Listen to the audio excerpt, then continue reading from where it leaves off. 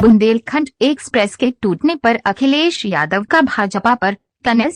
लूट नहीं डकैती हुई है, डकैती छोड़िए और जो कह सकते हैं वो हुआ है। बारिश हो, गड्ढे हो और एक्सप्रेसवे बह जाए, और वो एक्सप्रेसवे जिसका प्रधानमंत्री ने उद्घाटन किया हो, आधा अधूरा एक्सप्रेसवे बना दिया। नकल के लिए भी अकल की जरूरत होती है। पीएम पर सवाल। चौधरी हरमोहन सिंह की पुण्यतिथि को वो संबोधित कर रहे हैं जिनकी पार्टी पिछड़ों और दलितों का हक छीन रही। हरिमोहन सिंह जी ने समाज को मिलाकर रखा, पिछड़े दलितों को आगे बढ़ाया। ओम प्रकाश राजभर पर कहा, कई बार लोग रास्ता भटक जाते हैं जिनको गांव में झाड़ने और फूंकने से ठीक हो जाते हैं लोग। ओम प्रकाश राजभर ने भाजपा के सबसे बड़े नेताओं के बारे ऐसी भाषा बोली है मुझसे जिसे मैं बोल नहीं सकता, इसलिए अब भाजपा अपनी चिंता करे, मैं सब जनता हूँ। उन्होंने क्या क्या बोला? ओम प्रकाश राजभर से मैंने पूछा कि आप देश के गृह मंत्री, देश के प्रधानमंत्री और यूपी के मुख्यमंत्री से मिले, आपका कॉन्फिडेंस कितना होगा? तब उन्होंने भाजपा के नेताओं पर ऐसी भाषा बोली जो मैं यहाँ बोल नहीं सकता। सपा के पास अभी जो दल बचे हैं, सपा उनके साथ ही चुनाव लड़ेगी। पूर्व राष्ट्रपति रामनाथ कोविंद आज रिटायर हुए, ये खुशी की बात। उनके समाज के लोगों का कुछ बहुत बड़ा बदलाव नहीं हुआ,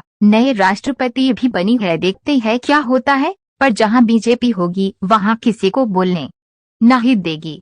त्रेवा से सद्दाम हुसैन की रिपोर्ट। हुई है, लूट छोड़िए डकैती हुई है, डकैती छोड़िए कुछ और बोलिए। कोई कल्पना कर सकता है कि देश के प्रधानमंत्री उसका उद्घाटन करें, बारिश हो, गड्ढे हो जाए, बह जाए, आधा अधूरा एक्सप्रेसवे शुरू किया। नकल करने के लिए भी अकल चाहिए होती है, बिना अकल के तो नकल भी नहीं कर सकते आप। भैया अभी तक मेडिकल कॉलेज का आईसीयू नहीं चालू करा पाई सरकार। ये सरकार कुछ नहीं चालू करेगी, तुम भी बूढ़े हो जाओगे तब भी चालू नहीं होगा। राजभर और आज चौधरी हरमोहन सिंह की पुण्य जन्मतिथि है और उसका वर्चुअल मीटिंग कर प्रधानमंत्री संबोधन कर रहे हैं, उसमें आप क्या कहना चाहेंगे? चौधरी हरमोहन सिंह जी ने लगातार समाज को जोड़ने का काम किया। समय समय पे उन्होंने पिछड़े और दलितों के हक और पिछड़े और दलितों को आगे बढ़ाने का काम किया। और वर्चुअल रैली में वो आ रहे हैं जो पिछड़े और दलितों का हक छीन रही उनकी पार्टी। ओम प्रकाश राजभर को अभी क्या कोई पूछ नहीं रहा है, आपने उनको आज़ाद कर दिया तो? मैं आपसे कहूँगा, लखनऊ से पत्रकार आए हैं, ये नेता को अच्छी तरह पहचानते हैं, मुझसे बेहतर पहचानते हैं, इसलिए खुद ही टिप्पणी करें, हमसे टिप्पणी न कराएं। कन्नौज सांसद सुब्रत पाठक ने कहा है कि ओम प्रकाश राजभर को सपा से ही खतरा है, उनको 22+ तभी सुरक्षा दी गई। किसको खतरा है? ओम प्रकाश राजभर को। ओम प्रकाश राजभर को। बीजेपी वालों को ये चिंता करनी चाहिए कि उनके नेताओं के बारे में उन्होंने क्या क्या कहा था वो मैं जानता हूँ। बीजेपी को ये चिंता करनी चाहिए कि जब वो नेता हमारे साथ थे तो मैंने एक दिन उनसे पूछा कि आप में कॉन्फिडेंस कितना होगा, कि आप देश के प्रधानमंत्री से मिले होंगे, आप देश के होम मिनिस्टर से मिले होंगे, आप उत्तर प्रदेश के सबसे बड़े मुख्यमंत्री से मिले होंगे। जो भाषा उन्होंने इस्तेमाल की थी, जो बातें कही थी, वो मैं कह नहीं सकता। इसलिए बीजेपी को ज़्यादा सोचना है। सर क्या और मुझे ज़रूरत इस बात की है कि कई बार कुछ लोगों का रास्ता भटक जाता है और गांव में झाड़ने और फूंकने से ठीक हो जाते हैं लोग। सर राजभर क्या ओवररेट का खतरा ओवररेट करते हैं सर? जितने मुझे जानकारी नहीं इसके बारे में। गठबंधन 2017 से आपका अनुभव रहा है कि अच्छा नहीं, तो 2024 में समाजवादी पार्टी आने वाले समय में जो गठबंधन है उसी के साथ लड़ेगी। जो दल हैं, अभी जो दल बचे हैं उनके साथ। सर वो क्लेम कर रहे हैं पूर्वांचल में उनका बहुत जनाधार है, उनके न रहने से आपको नुकसान होगा। देखिए, उत्तर प्रदेश की जनता और देश की जनता बदलाव की तरफ काम करेगी।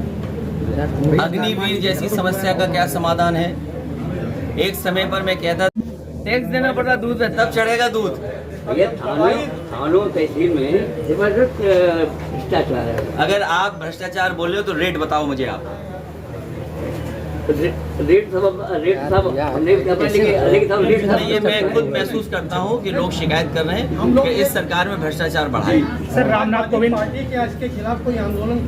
अभी सदस्यता अभियान चलाएगी और बहुत जल्दी रणनीति तय होगी आगे क्या करना है। सर रामनाथ कोविंद आज और मैं कहूँगा, आपके माध्यम से अपील करूँगा कि ज़्यादा से ज़्यादा समाजवादी पार्टी के सदस्य बने।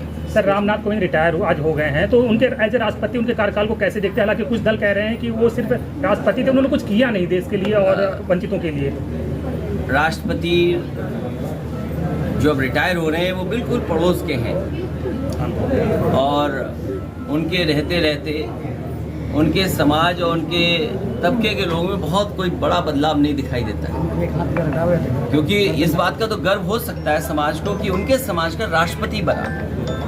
ये गर्व है, ये खुशी है, लेकिन सवाल ये है क्या राष्ट्रपति बनने से उनके समाज का कुछ उत्थान हुआ है? ये सबसे बड़ा प्रश्न है। इसलिए राष्ट्रपति रिटायर हो रहे हैं, अच्छा है, कार्यकाल था, अब अगले राष्ट्रपति बन रही है, इनका कार्यकाल भी देखेंगे। लेकिन जहां बीजेपी होगी, बीजेपी किसी को बोलने नहीं देगी।